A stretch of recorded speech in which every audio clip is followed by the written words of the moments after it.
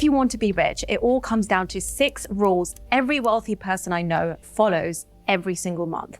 And even though I worked in investment banking for 9 years, nobody handed me these. I had to learn them the hard way, because your salary, it's just a starting point. What actually builds wealth is what you do with the money once it hits your account. And most people never learn that. The first. Okay, welcome back, family.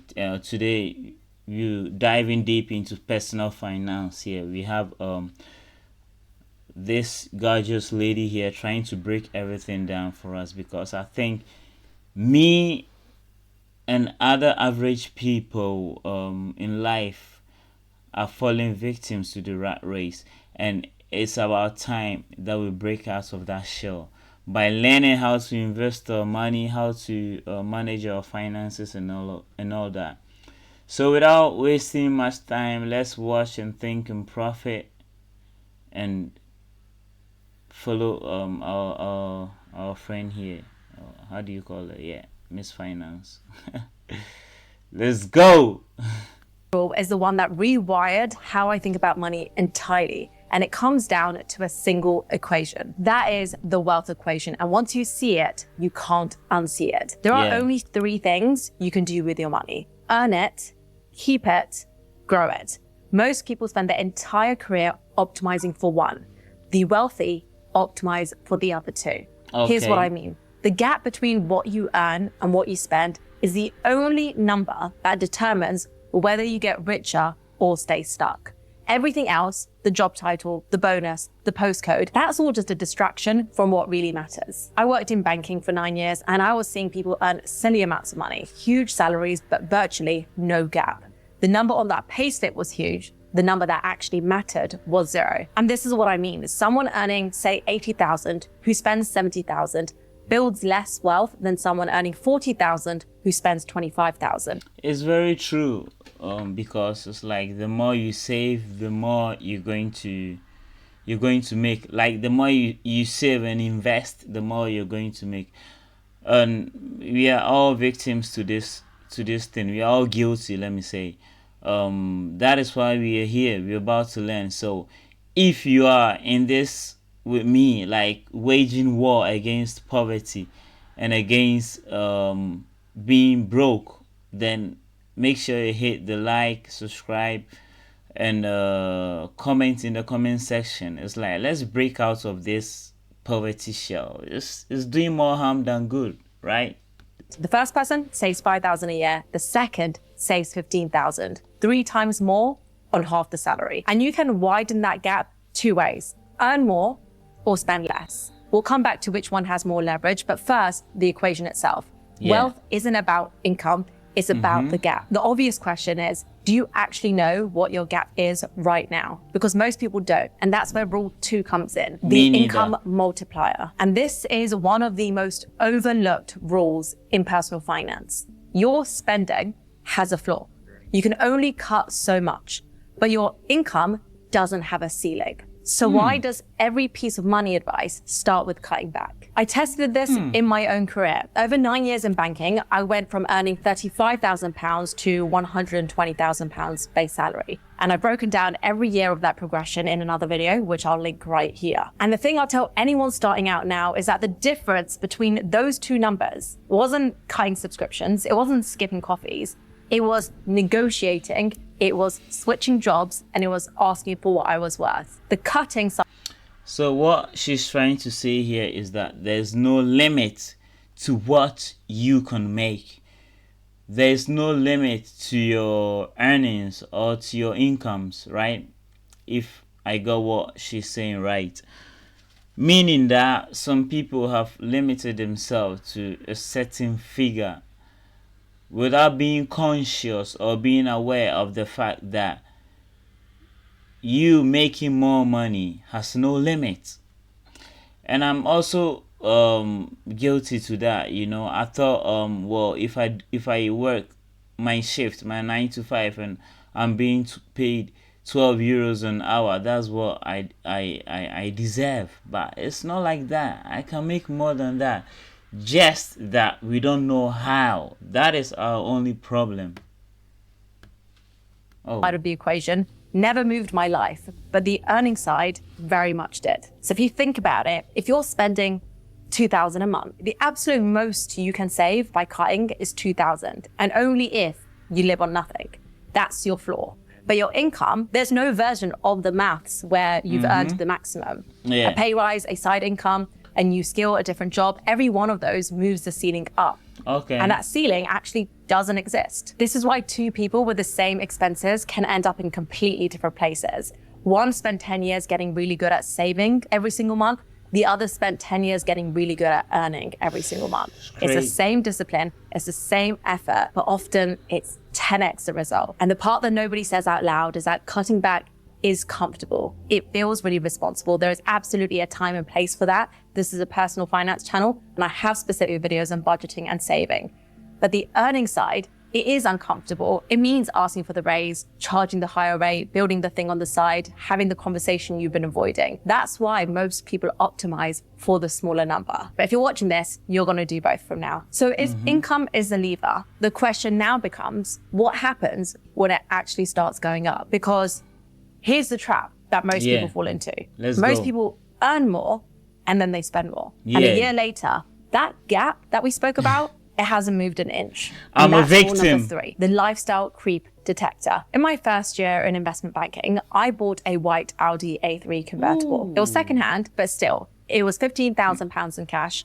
And that was 13 years ago. So obviously worth more today. And I paid it from the savings that I'd built up from working in retail whilst I was at uni, and also from the paycheck I was getting whilst in banking. I told myself I deserved it. I got the graduate offer that was very competitive, and this was my reward. I absolutely didn't need a new car. I just wanted what I thought a graduate banker was supposed to drive. Yeah. A year in, a friend on the same scheme, same starting salary, same year, used her version of that money as a deposit on a house. And at the time, it felt like she was being boring and that I was enjoying the job. But looking back, I'd absorbed my pay rise into something that lost value the moment I drove her home.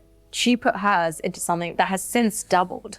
Same income, the same year, two completely different positions from that money a decade later. That's what's called lifestyle creep. And I've fallen into it. And I'm not alone. A study's found that 26% of people earning six figures still live paycheck to paycheck. It's something that most people don't realize because it happens so slowly. But rule number 3 is the lifestyle creep detector. And you need one. A 10,000 pay rise feels like 10,000, but after tax, it's closer to 6,000.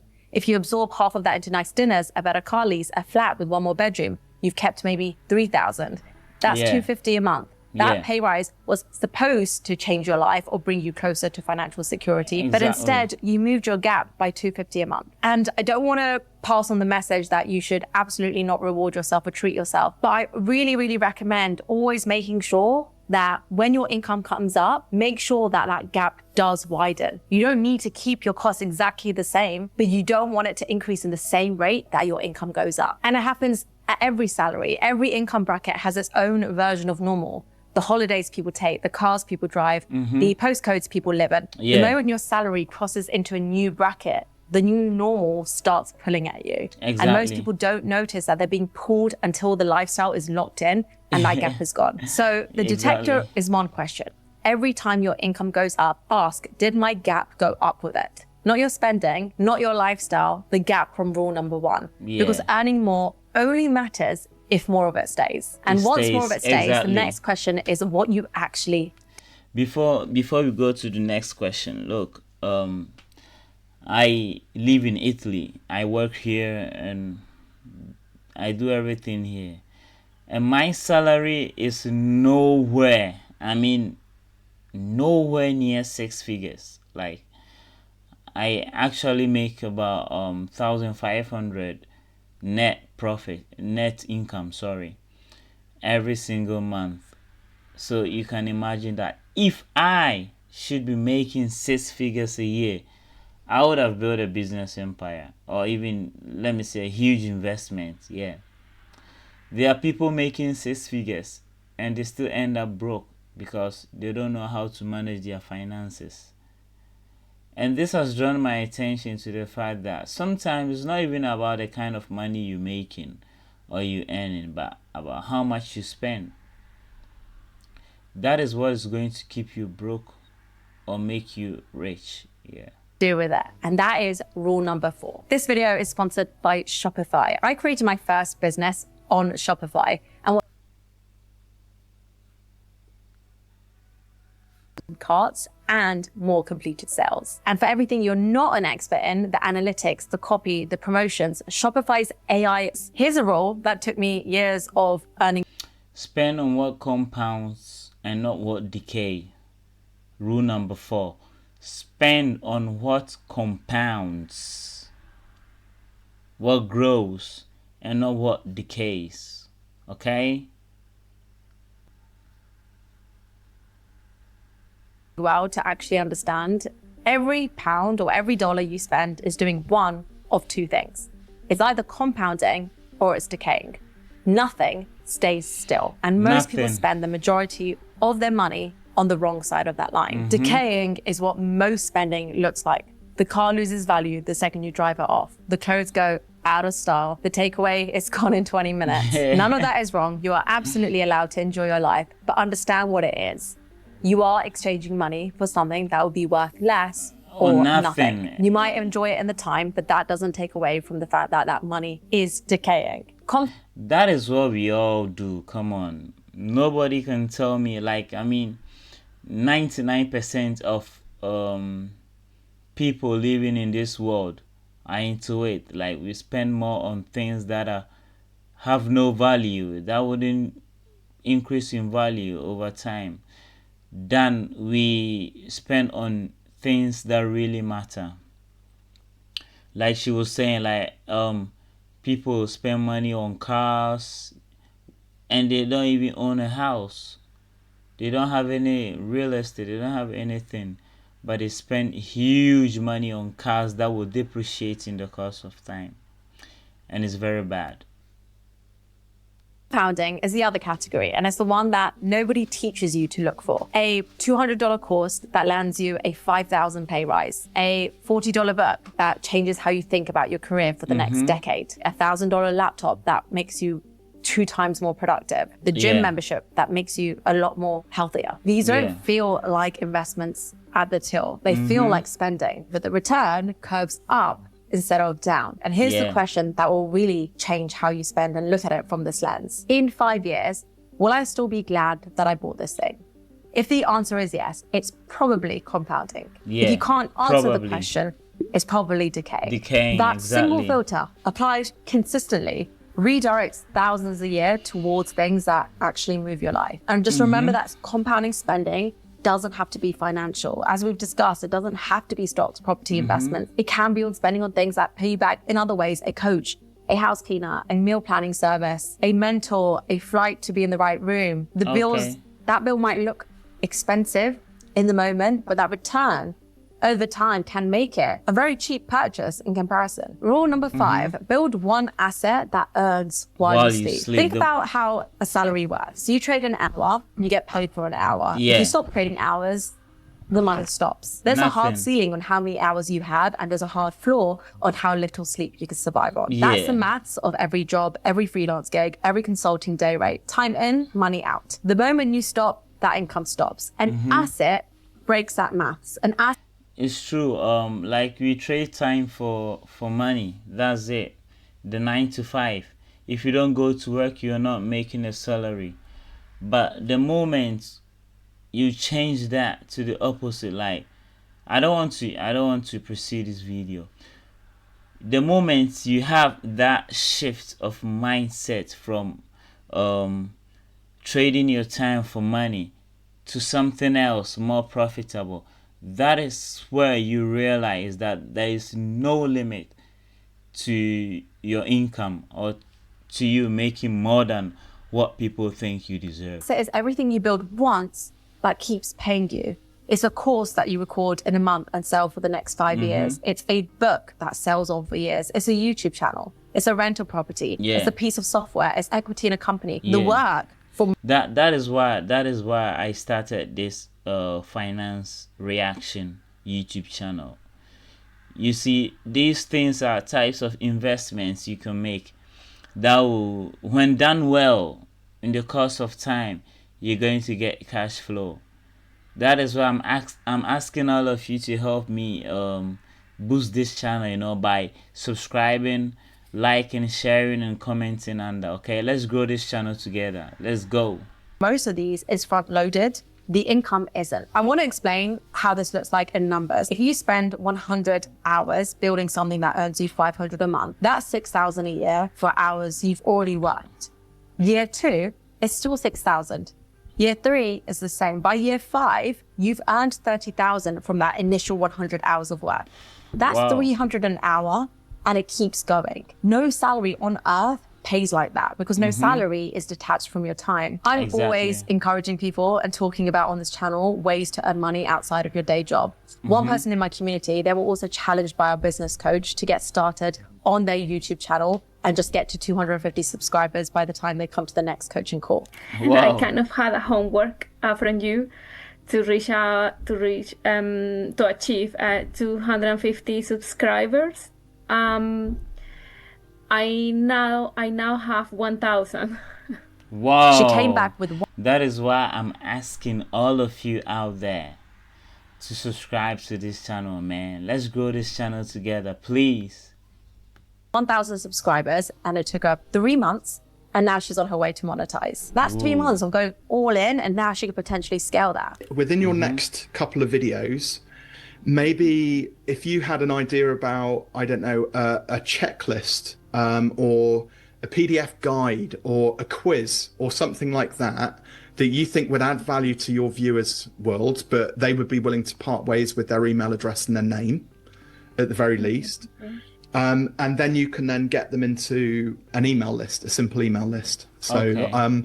my personal favorite is Kit. By the way, if you want to know more about this community or learn more specifically from this business coach, Robin, I've linked his book and the membership in the description. We currently have a promotion on. You can find all the details below. So if you earned more, you've protected the gap, you've spent on what compounds and built something that pays you when you're not there. You've already Exactly. done more than 95% of what most people will. But there's one rule left, and it's the one that nobody teaches because it's not a tactic. It's a thing that all 5 of the other rules depend on. And rule number 6 is stay around money longer than feels comfortable. As the saying Okay. goes, if you're the smartest person in the room, you're in the wrong room. And Yeah, one of the it's true. biggest predictors of wealth, it isn't intelligence, it's proximity. It's who Yeah. you spend your time around. It's what's Exactly. normal in the rooms that you're in. And most people leave those rooms too early because staying in it feels uncomfortable. Every income bracket has its own version of normal. In one It's room, true. a 30,000 salary is the goal. In another, it's the floor. In one room, owning a home is the dream. In another, Yeah. it's the starter move. It's In one true. room, building a business is risky. In Very another, true. not building one is risky. Risky, But the room yeah. you spend the most time in is slowly going to become your ceiling. Your Every room, and you see, every room has its own group of people in it. Okay, you have to identify where you want to be because your network is your net worth. That's what they say. If you hang around billionaires, it's obvious you're going to be a billionaire eventually one day. If you hang around millionaires, you're likely to be one if you implement whatever they teach you. That is it. There's no secret weapon, no magical words that you need to recite in order to become a millionaire or build wealth. These are all the secrets you need to know. Who you know, the networking, and everything. standards will calibrate to the people around you. And it's not that you should stop spending time with the people you're hanging out with. It just means you need to open up doors to other Yeah. rooms where the possibilities of what you can achieve are different. And this It's is true. probably harder said than done because when you walk into a room where everyone earns more than you, builds more than you, knows more than you, your first instinct is to leave. It feels like you don't It's belong, true. like you're behind, like everyone can tell that you're not where you're supposed to be. So you go True. back to the room that you're comfortable in, where you're the smartest person, where the conversations make sense, and Yeah. your earning capacity stays exactly where it was. Some of the most Exactly. successful people I know didn't avoid that discomfort. In fact, they pushed into the rooms where they felt out of place, whether it was the conference, the dinner, the job, the friend group, the industry, long enough for that standard to become their standard, long enough to learn what those people knew, long enough that 6 figures stopped sounding like a lot of money because It's nobody true. It's true. Cause listen, if you don't have the spirit of perseverance to endure all that uncomfortability, you see, you find yourself in a circle where everything seems strange and all that, but they are good. If you can't be in an environment like that, in an atmosphere like that, then you can't succeed. You have to stay down long enough to be able to get back up. Around them was talking like it was one. This rule is so often overlooked, but it is one of the most important on this entire list, because you can know the wealth equation, you could focus on your income, you could dodge the lifestyle creep, you could spend on things that compound and build an asset. But if you don't have that community around you, if you aren't around people who also want to be better with money, grow their wealth, are comfortable with talking about money, then it does make it so much harder to keep up the momentum and the consistency to want to achieve more. That is it. Thank you so much for watching. Exactly. You have to hang around like-minded people. What do you want to become? Just identify your position in life, and then you adapt to it. If you want to be a millionaire, hang around millionaires. If you want to be a loser, you hang around losers. If you want to be a winner, you hang around winners. I don't know what to say, because there is no magical words that you can recite to change your life. It's a matter of a network. It's a matter of environment. It's your surroundings that will determine the kind of person you are or you want to be. So next time when you come across this video, you can watch, think, and profit, and also become somebody in future someday. Okay, so until next time, bye bye, peace, ciao, shalom.